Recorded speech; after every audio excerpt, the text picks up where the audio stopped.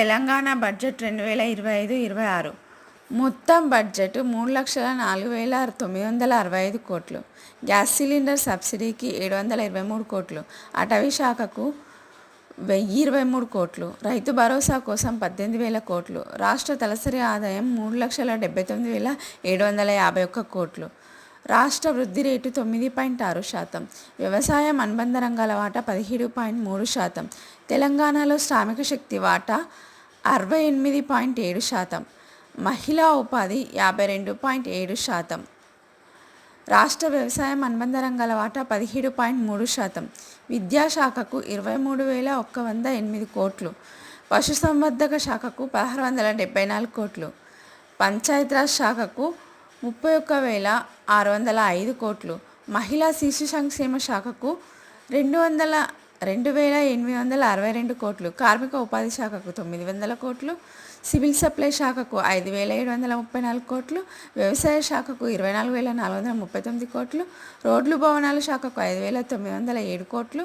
వైద్య ఆరోగ్య శాఖకు 12,393 కోట్లు. ఐటీ శాఖకు 774 కోట్లు. విద్యుత్ శాఖకు 21,221 కోట్లు.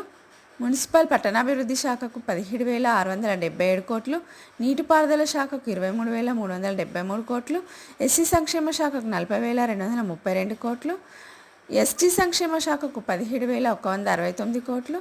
మైనారిటీ సంక్షేమ శాఖకు 3,591 కోట్లు.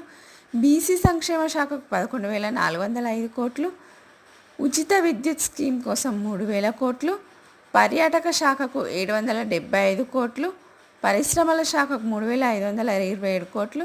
ఇందిరమ్మ ఇండ్ల స్కీమ్కు 12,571 కోట్లు. ఆర్టీసీ మహాలక్ష్మి స్కీమ్కి 4,305 కోట్లు. రాజీవ్ ఆరోగ్యశ్రీ స్కీమ్ కోసం 1,143 కోట్లు. ఇందిరమ్మ ఆత్మీయ భరోసా స్కీమ్ కోసం 600 కోట్లు. సన్నవడ్లు బోనస్ కోసం 1,800 కోట్లు. 9 మేజర్ స్కీమ్ల కోసం 58,084 కోట్లు.